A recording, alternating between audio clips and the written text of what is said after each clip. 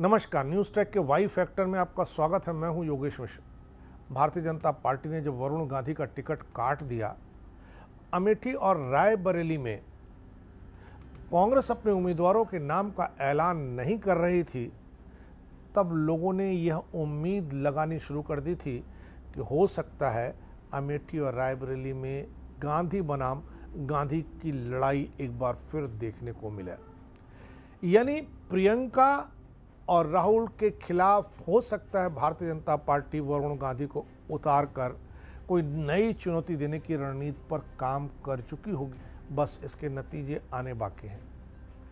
लेकिन अब जब अमेठी और रायबरेली के पत्ते कांग्रेस पार्टी ने खोल दिए हैं, वरुण गांधी को भारतीय जनता पार्टी ने कहीं से भी नहीं उतारा है, तब इन अटकलों पर विराम लग गया है। लेकिन ऐसा नहीं कि उत्तर प्रदेश गांधी बनाम गांधी की लड़ाई का साक्षी न रहा हो। तकरीबन 40 साल पहले की बात है, अमेठी गांधी बनाम गांधी की लड़ाई का गवाह बना। राजीव गांधी के सामने मेनका गांधी मैदान में उतरी। हालांकि मेनका को शिकस्त खानी पड़ी, लेकिन गांधी बनाम गांधी की दिलचस्प लड़ाई सूबे के लोगों ने ठीक से देखी। मेनका गांधी का मुकाबला करने के लिए राजीव गांधी को अपनी पत्नी सोनिया गांधी को प्रचार के लिए उतारना पड़ा। हालांकि चुनाव में राजीव गांधी मेनका के खिलाफ जीत हासिल करने में कामयाब थे। वैसे लंबे समय बाद अमेठी से गांधी परिवार का कोई चुनाव नहीं लड़ रहा है। गांधी परिवार ने अपना हनुमान कहे जाने वाले किशोरीलाल शर्मा को मैदान में उतारा है। दरअसल पूर्व प्रधानमंत्री इंदिरा गांधी के छोटे बेटे संजय गांधी ने 1977 के लोकसभा चुनाव में अमेठी पर पहली बार चुनाव लड़ा। इमरजेंसी के बाद हुए इस चुनाव में मतदाताओं का मूड कांग्रेस के खिलाफ था। नतीजतन संजय गांधी हारे, रविंद्र प्रताप सिंह जीतने में कामयाब हुए। अमेठी में मिली हार के बाद भी संजय गांधी ने अमेठी से रिश्ता नहीं तोड़ा, सक्रियता बनाए रखी। इसी का नतीजा 1980 के लोकसभा चुनाव में दिखा। 3 साल बाद ही संजय गांधी ने रविंद्र प्रताप सिंह को हराकर अपनी हार का बदला ले लिया। दुर्भाग्यवश उसी साल एक विमान दुर्घटना में संजय गांधी की मौत हो गई। 23 जून 1980 को संजय गांधी की मौत के बाद मेनका गांधी अमेठी से चुनाव लड़ना चाहती थीं, लेकिन उस समय मेनका गांधी की उम्र 25 साल नहीं हुई थी और 25 साल चुनाव लड़ने की भारत में न्यूनतम आयु है। मेनका गांधी को यह उम्मीद थी कि उनकी सास इंदिरा गांधी इस न्यूनतम आयु को घटा देंगी, लेकिन इंदिरा गांधी ने ऐसा करने से इनकार कर दिया। उन्होंने अमेठी के चुनाव क्षेत्र में अपने बड़े बेटे राजीव गांधी को उतारा। राजीव गांधी अपने जीवन का पहला चुनाव लड़ने के लिए मैदान में उतरे थे। अपनी पहली सियासी जंग में वो बाजी जीतने में कामयाब रहे। अमेठी से चुनाव लड़ने का मौका न मिलने पर मेनका गांधी को लगा कि उनके पति की राजनीतिक विरासत को हड़पा जा रहा है। मेनका गांधी का मिजाज सोनिया गांधी के बिल्कुल विपरीत था। वह शुरू से ही काफ़ी मुखर और राजनीतिक रूप से सक्रिय रहने वाली महिला थी। विमान दुर्घटना में संजय गांधी के निधन के बाद मेनका गांधी चुनाव में उतरने के लिए बहुत बेताब थी। संजय गांधी के दोस्तों ने भी उनकी बेताबी को कम हवा नहीं दी, लेकिन इंदिरा गांधी को यह सब बर्दाश्त ही नहीं हुआ। संजय गांधी के निधन के बाद इंदिरा गांधी अपनी राजनीतिक विरासत राजीव गांधी को सौंपना चाहती थी।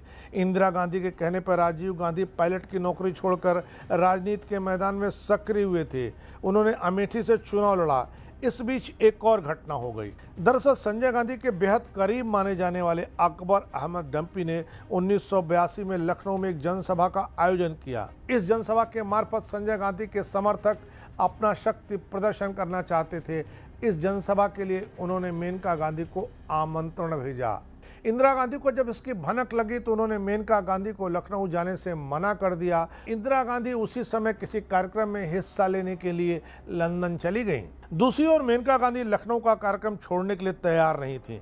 इंदिरा गांधी के मना करने के बावजूद वे लखनऊ में संजय समर्थकों की ओर से आयोजित जनसभा में हिस्सा लेने के लिए पहुंची। अपने पति की याद में उन्होंने जोरदार भाषण दिया। इंदिरा गांधी को यह बात बहुत नागवार गुजरी। उन्होंने मेनका गांधी को घर छोड़ने का फरमान सुना दिया। मेनका गांधी ने अपने बेटे वरुण को लेकर के इंदिरा गांधी का घर छोड़ दिया। इसके बाद मेनका गांधी ने सियासी मैदान में उतरने की तैयारी शुरू कर दी। इसी बीच 31 अक्टूबर 1984 को ऐसी घटना हो गई जिसने पूरे देश में भूचाल पैदा कर दिया। इंदिरा गांधी के ही 2 अंगरक्षकों ने उन्हें दिल्ली स्थित सरकारी आवास पर गोलियों से भून डाला। इंदिरा गांधी की हत्या के बाद देश के कई इलाकों में सिख विरोधी दंगे भी हुए, जिसमें काफ़ी संख्या में सिख मारे गए। इसके बाद देश में आम चुनाव हुए। इस चुनाव के दौरान राजीव गांधी एक बार फिर अमेठी से चुनाव मैदान में मुखातिब हुए, लेकिन मेनका गांधी का मानना था कि अमेठी उनके पति संजय गांधी के कर्म भूमि है, लिहाजा उन्हें यहां से चुनाव लड़ना चाहिए। उन्हें भरोसा था कि वह इस लोकसभा क्षेत्र में राजीव गांधी को मजबूत चुनौती दे सकती हैं। इसीलिए उन्होंने संजय विचार मंच बनाया और अमेठी लोकसभा क्षेत्र से नामांकन दाखिल कर दिया। संजय विचार मंच का उन दिनों कोई सियासी वर्चस्व नहीं था। इंदिरा गांधी की हत्या के नाते कांग्रेस के पक्ष में बहुत बड़ी सहानुभूति लहर चल रही थी। राजीव गांधी को चूंकि पूरे देश में प्रचार करना था, इसलिए उन्होंने मेनका के सामने अपनी पत्नी सोनिया गांधी को उतारा। सोनिया गांधी अमेठी में प्रचार का कामकाज देखने लगी। सोनिया ने अमेठी के महिला मतदाताओं को साधने में बड़ी भूमिका निभाई। अमेठी के इस सियासी रण में मेनका गांधी का चुनाव प्रचार करने में जे.एन. मिश्रा और अकबर अहमद डंपी ने प्रमुख भूमिका निभाई। कांग्रेस के पक्ष में बह रही सहानुभूति की लहर के चलते मेनका गांधी को बड़ी शिकस्त खानी पड़ी। राजीव गांधी ने 3,15,000 वोटों के अंतर से पराजित किया। 1984 के चुनाव में कांग्रेस पार्टी सहानुभूति लहर पर सवार होकर के 400 सीटें जीतने में कामयाब हुई। हालांकि 1984 के इस चुनाव के बाद मेनका कभी अमेठी नहीं आई। अमेठी में उनकी कोई सक्रियता नहीं दिखी। मेनका गांधी इस समय भारतीय जनता पार्टी के बैनर पर चुनाव लड़ रही हैं। कई बार सांसद और केंद्रीय मंत्री रह चुकी हैं। इस बार इतना ही। अगली बार फिर मिलेंगे किसी नए सवाल पर नए ढंग से बात करने के लिए। तब तक के लिए नमस्कार।